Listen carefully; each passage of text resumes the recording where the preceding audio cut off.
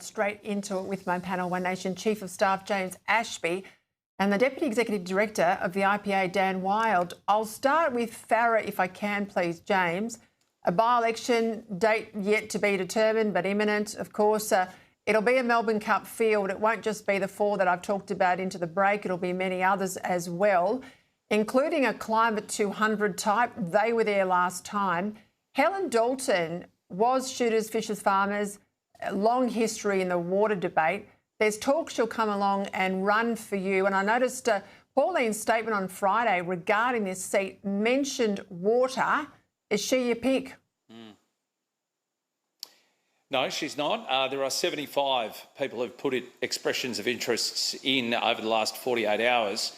And, of course, because there hasn't been an election date scheduled by the Speaker of the House, we still have plenty of time to be able to go through those 75 applicants. I think it's only fair to do that, all of which are members of our branch. And, Peter, I've got to be honest, Farah is the second largest branch that One Nation have in the country, only just shy of New England. So there are plenty of options.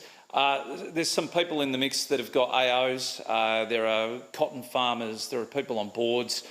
So there's some really good talent there. And, of course, the biggest issues are water. The gun issue has not escaped the people of Farah. It might have been a state decision by the Minns government, but it's also been legislated and led by the federal government as well. And that has not diminished people's feelings out there for One Nation, because they feel we're the only party that will stand up for people's legal rights to own guns, especially in those rural areas. I'm going to get out there. I know Farah well. I know many of that Riverina country, so I'll get out on the ground and I'll give my viewers a view from there once I've had a talk to some locals in plenty of pubs up and down that area. If I can bring you in on this, Dan, Jeff Kennedy in Victoria says the Libs to win there, to beat off a bad Labor government under Jacinta Allen, really need to get into bed and do a sort of a grand coalition with One Nation. Now, you go back even 12 months, you'd never get that sort of thinking in Victoria. Do you think it should happen? Well, there's a couple of things about preference deals. I mean, the first thing is if the Liberal Party wants to survive and get into government, whether at a state level or federal level, they've got to get the primary vote up. So all of the discussion here needs to be focused on how does the Liberal Party get its primary vote up. Number two, as James and yourself would well know from your experience in politics, you can do all the preference deals that you want, but unless you're communicating that with voters, unless you're getting the how to vote cards into their hands or on their phones, or you're telling them some other way of how you would like them to vote, it amounts to nothing. And we know that only about a third of people walking into the booths take an actual physical how to vote card now. And I think that trust in politicians and political parties is so low that if you tell people to vote one way, they're just as likely to vote the other way. So, 20 years ago, sure, that strategy might work, but yes, preference deals are important, but I just don't know if they're as important as they used to be. So all of the focus, certainly for the Liberal Party, has to be how do you get the primary vote up, and talk about preferences, I think, can come a bit later. James, quick one from you on this, because I want to ask you about the IMF in a moment, but would you do a deal with the Libs in Victoria? And what do you think about that comment, re-preferences?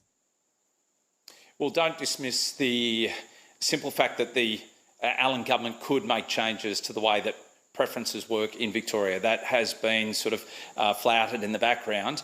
So that would be a good move, to be quite frank, because Victoria is one of the few states left where preference deals can be done secretly behind closed doors. I don't want to see that. So if they do make that change, I'd welcome it.